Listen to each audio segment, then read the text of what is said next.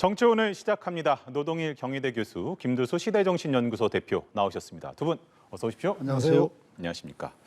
자, 아무래도 국민의힘이 가장 원치 않았을 시나리오가 현실화가 됐습니다. 법원이 주호영 비대위원장의 직무 정지를 결정을 했는데 비대위를 유지해야 한다, 아니다, 최고위로 회귀해야 한다를 놓고도 벌써부터 이제 의견이 엇갈리더라고요. 뭐가 타당하다고 보십니까? 일단 재판부의 결정은 주호영 비대위원장의 직무를 정지했기 때문에요.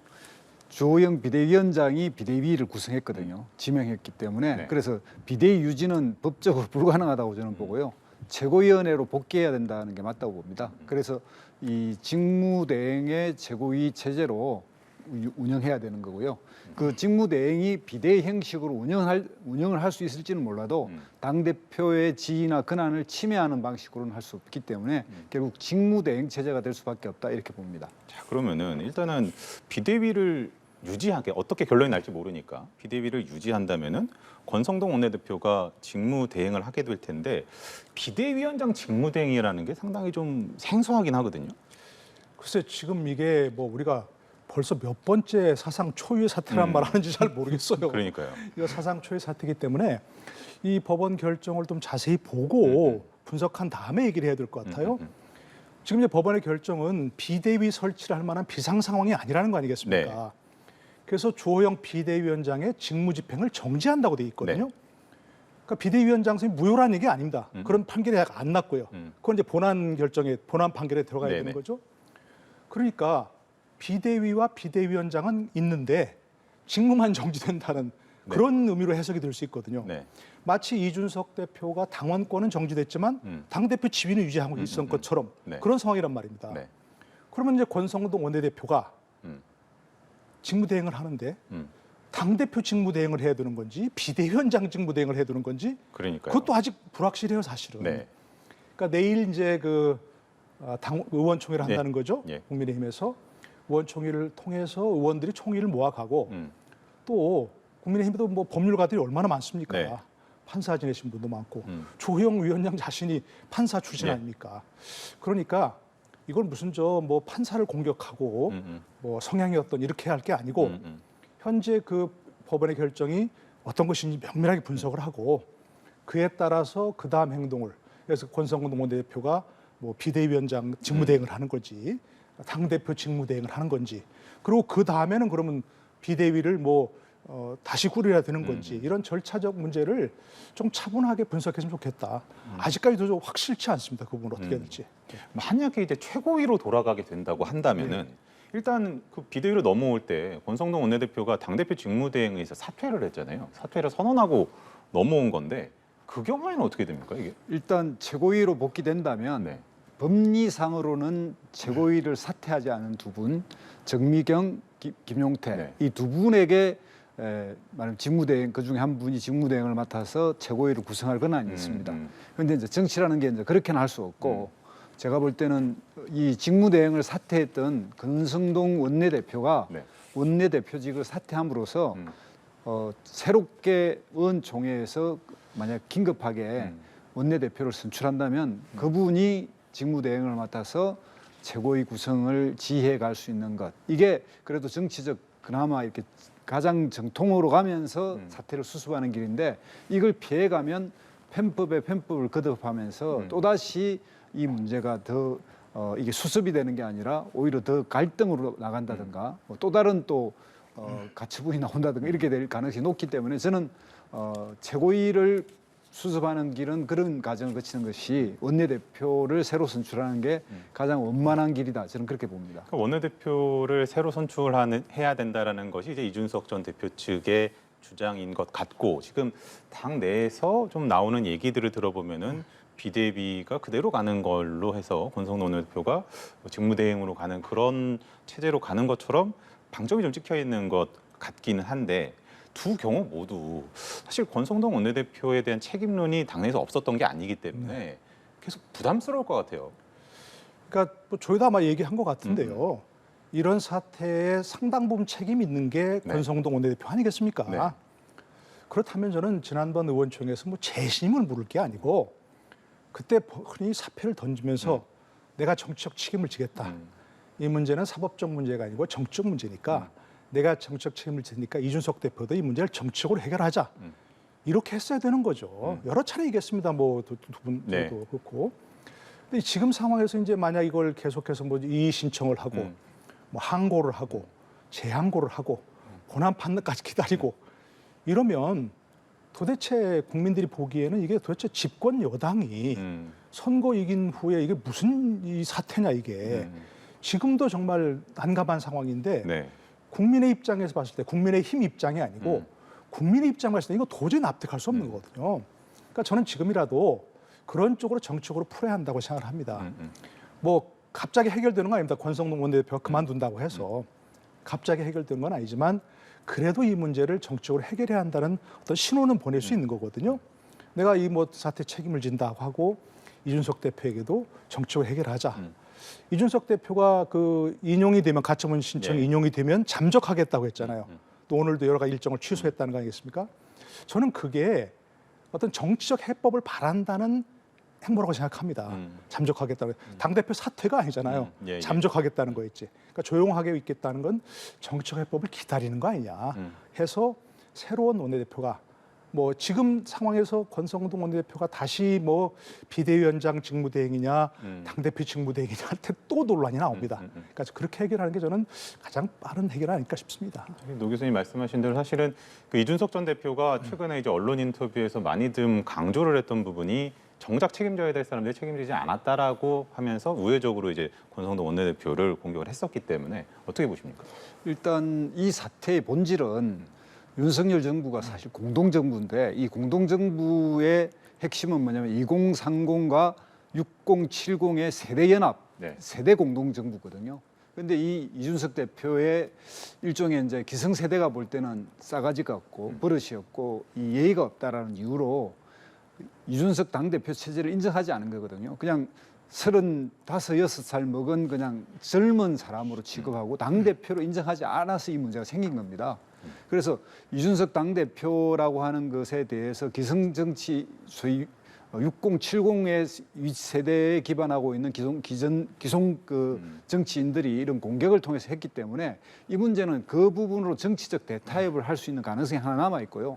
또 하나는 이 문제 전반에 오늘 판결은 뭐냐면 이준석 당대표가 다음 그 당대표 선거에 나올 수 없게 만드는 비대위원장의 전당대회 개최를 막아야 한다라고 하는 취지로 일단 권한을 정지시킨 거거든요. 네. 직무를 정지. 그렇기 때문에 이제 그런 부분을 보장한다면 정치적 대타협의 가능성은 열려 있다. 그리고 실제로 그렇게 하는 것이 국민의힘이 그나마 다시 세대연합 공동정부로 가는 길이다. 저는 그렇게 봅니다. 사실 뭐 그 아까 좀 잠적 말씀하셨습니다만 이준석 전 대표가 일단은 서울을 떠나서 지방을 당분간 돌 것으로 지금 알려져 있는데 사실은 그러면서도 가끔씩 이제 지난번에도 지방을 돌 때 SNS에 사진 올리고 또 뭐 한 글씩 남기고 그런 것이 이준석 전 대표의 약간 소통 방법이라고 할까요? 의견 표명 방법이었기 때문에 그렇게 좀 다시 한번 좀 공세적으로 나올 가능성은 어떻게 보세요?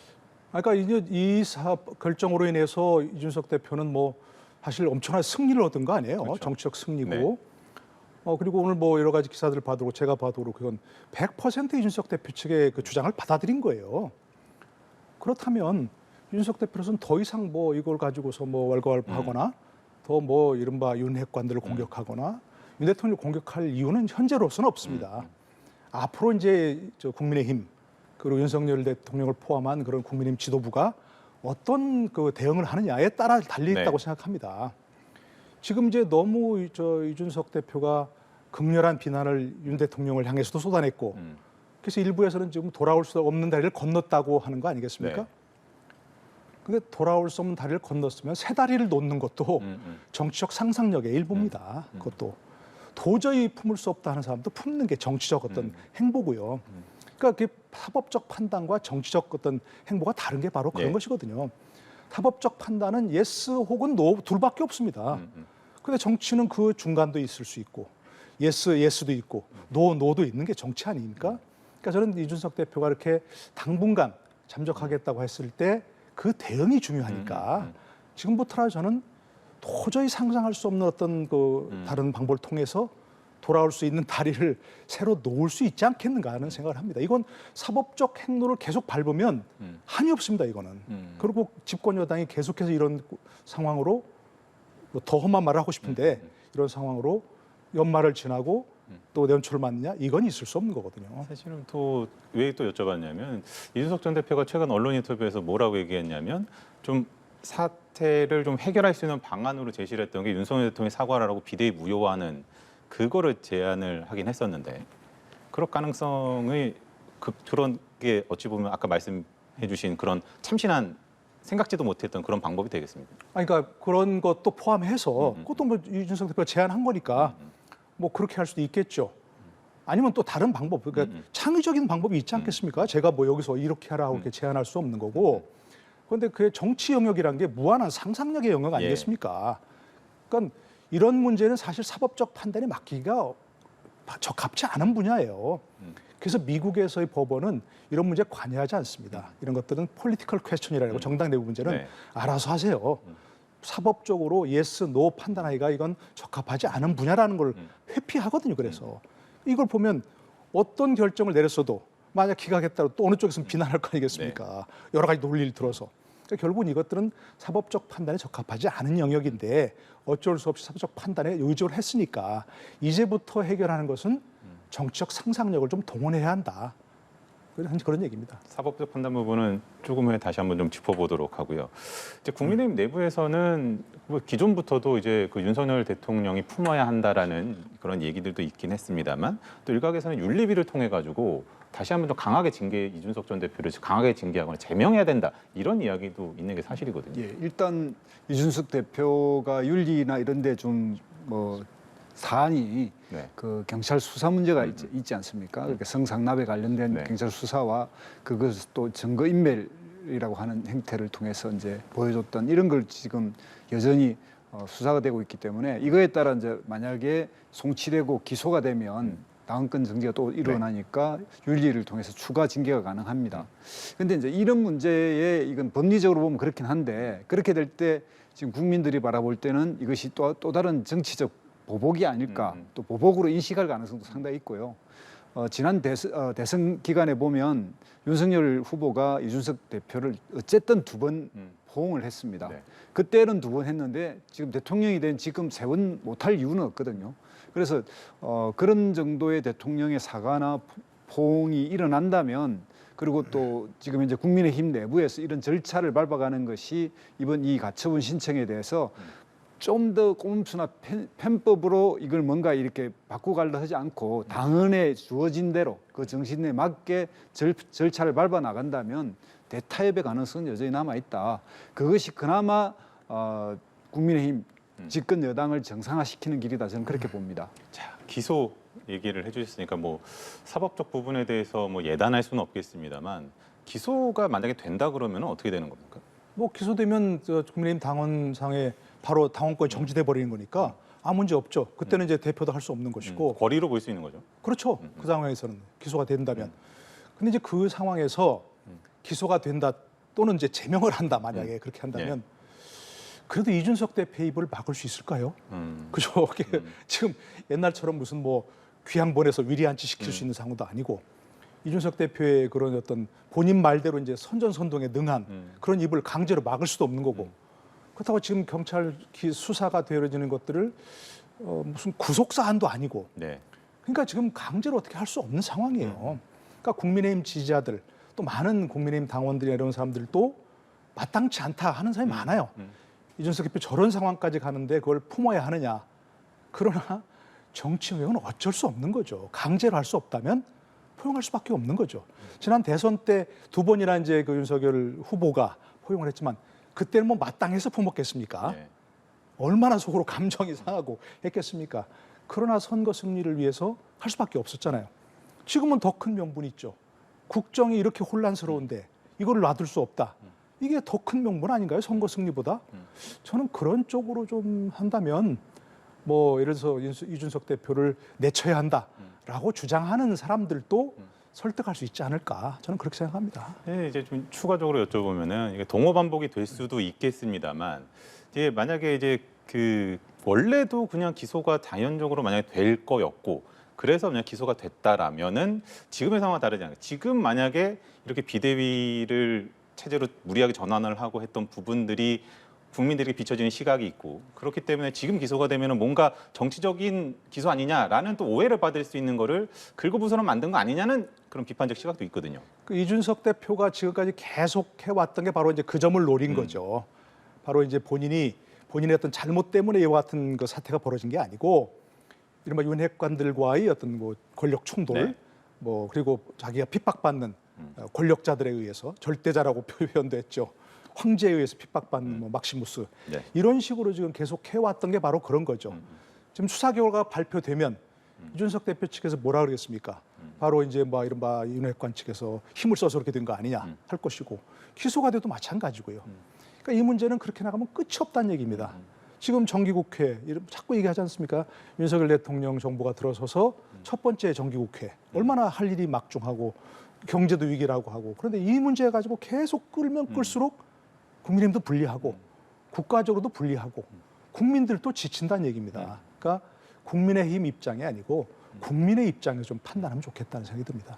지금 법리적으로 붙을 문제가 아니라 이것은 정치로 풀어야 된다라는 말씀을 해주셨습니다만 이제 국민의힘에서 바로 이의 신청을 했기 때문에 이게 좀 법리적인 부분들을 좀 안 들여다볼 수가 없어서 법원 판결 좀 살펴보면 법원은 이제 그 비상 상황이어서 비대위를 꾸린 것이 아니라 일부 최고위원들이 지도 체제 전환을 위해서 비상 상황을 만들었다 이렇게 판단을 했는데 이것이 법적으로 해석이 가능하냐라는 것이 국민의힘의 반발이거든요. 그건 어떻게 좀 봐야 되겠습니까? 아까 말씀드린 대로 그러니까 이런 주제는 법원에서 판단하기 적합하지 않은 주제라는 겁니다. 이게 만약 이렇게 판단하지 않고 모든 게 오라에 오라고 박수쳐서 기각했다. 그러면 또 누군가 이준석 대표 측에서는 또 그거에 대해서 반박할 거 아니겠습니까? 그러니까 전제가 그런 거죠. 비대위 비상대책위원회를 설치하려면 비상 상황이어야 되고 전제가. 네. 근데 비상 상황은 당원에 따르면 국민의힘 당원에 따르면 당 대표 거리되거나 최고위원의 기능 상실에 그것도 준하는 비상 상황이라는 거 아니겠습니까? 당 대표 거리가 아니라는 건 다 인정한다는 겁니다. 그렇지 않습니까? 사고로 규정했고 예. 처음부터. 그다음에 최고위원이 기능 상실했느냐? 그것도 아니라는 겁니다. 왜? 최고위원회가 소집돼서 의결을 했지 않습니까? 그러니까 법원이 보기엔 그게 또 아니라는 겁니다. 그러니까 이거는 법원에서 해석하나 다른 사람이 해석하나 그게 동의할 수 있는 부분도 있는 것이고 그럼 얘기하신 거나 다른 사람들은 아니 법원에서 이제 최고위원회 의결, 뭐 상임 전국위원회 의결, 전국위원회 의결 다 거쳐가지고 비상 상황이라고 정의했는데 왜 판사 한 사람이 이걸 아니라고 하냐? 말이 안 된다. 이렇게 할 수 있는 거죠. 그러니까 이 문제는 뭐 판사의 성향이 어떻고 뭐 누구 무슨 특정 연구의 소속이고 하는 건 해결책이 아닙니다. 그거는 해결책이 아니고 버스 지난 다음에 버스 뒤따라가면서 운전기사를 비난하는 건 똑같은 얘기입니다. 알겠습니다. 그러면 이렇게 김 대표께는 한번 여쭤보겠습니다. 그러니까 이제 그 결국에는 정당에서 어찌됐든 상임 전국이든 전국이든 그런 당원들을 국민의힘들의 당원들을 대표하는 분들이 모여서 이것이 문제 없다라고 비상 상황이고 그렇게 유권 해석을 하는 것이 문제가 없다라고 결정을 내렸는데 지금 법원에서 또 얘기한 것이 당내 민주주의를 어긋난다라는 취지로 얘기를 했단 말이죠.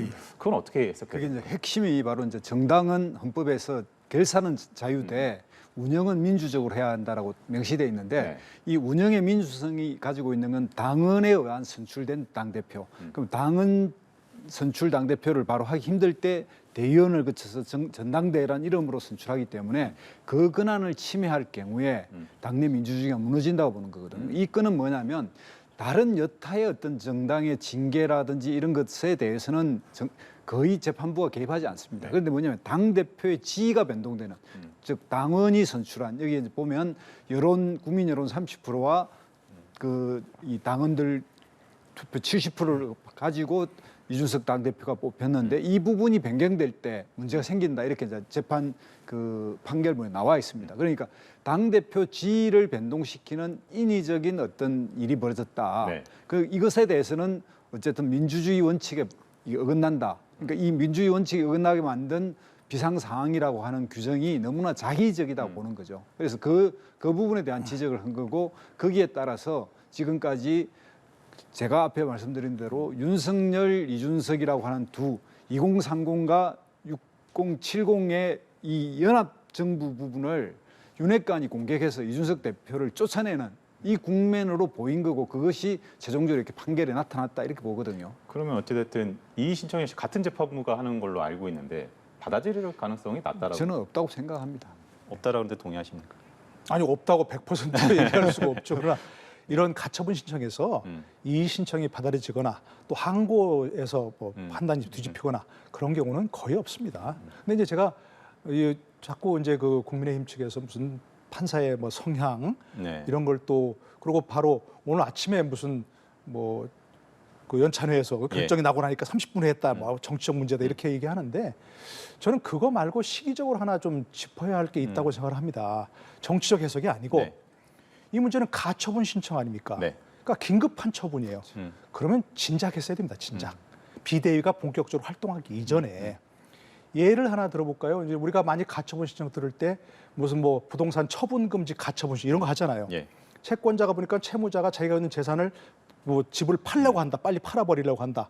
그러면 그걸 처분 금지 가처분 신청을 해야 되잖아요. 그러면 바로 법원에서는 처분 금지하라. 그리고 본안은 나중에 따지겠다 이렇게 해야 되는 거 아닙니까? 예. 근데 집을 처분해 버리고 난 다음에 가처분 인용 이렇게 해버리면 안 된다는 겁니다. 이것도 마찬가지입니다. 그러니까 비대위가 본격적으로 활동하기 이전에 인용 결정을 했어야 되는 거죠. 그리고 내용을 이렇게 자세하게 설치할 필요가 없어요. 네. 이준석 대표 체제에 이 대표가 복귀하기 어려우게 만들면 회복할 수 없는 손해가 있을 수 있으니까 일단은 잠정적으로 이건 정지하라.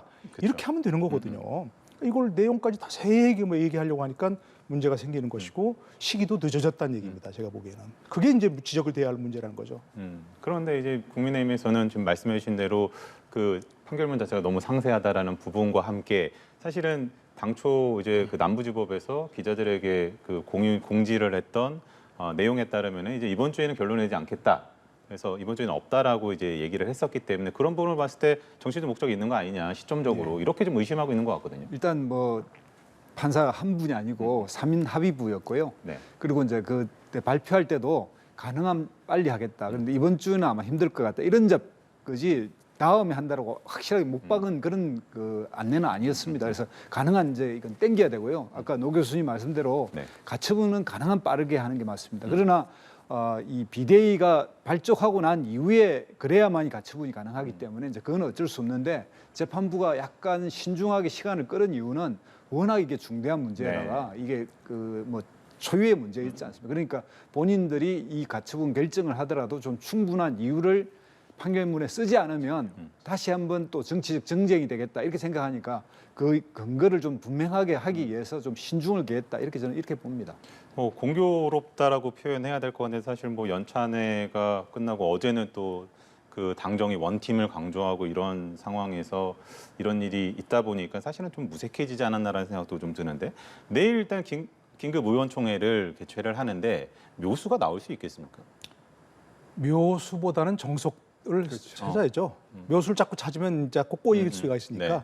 정석대로 가는 아까 우리 여러 차례 말씀드린 것처럼 이 사태에 대한 책임 이게 누가 져야 되느냐가 네. 먼저 있어야 되거든요. 문제는 결국은 사법적으로 해결될 수 있는 문제가 아니라는 걸 다시 한번 강조합니다.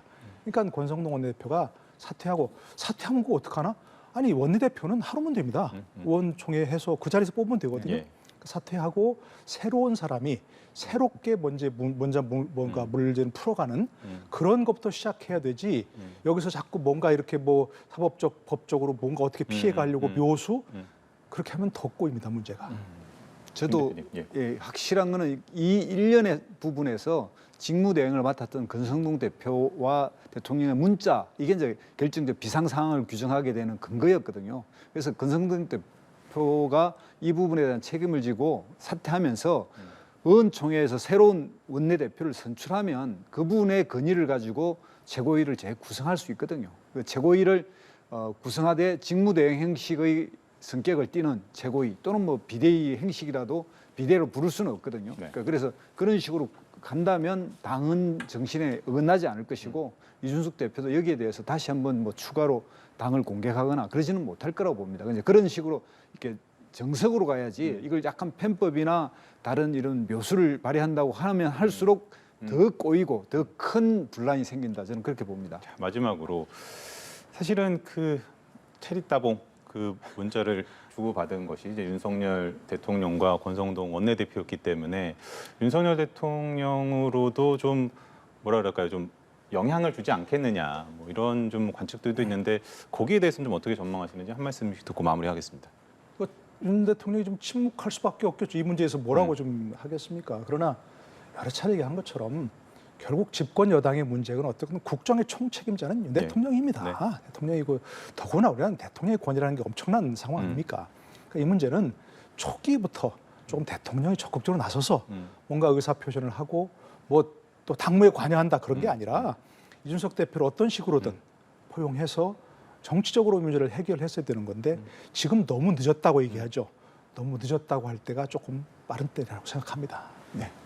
일단 대통령이 연찬하에 처음으로 온 거거든요. 역대 그런 일이 없었는데 그렇게 해서 당정 일체를 강조하셨고 이런 계기에 곧바로 뭐 이렇게 판결이 났지만 그 정신으로 본다면 다시 한번 이 당을 수습하거나 이렇게 정리할 때 대통령이 필요한 부분이 있다면 해야 한다고 보고요.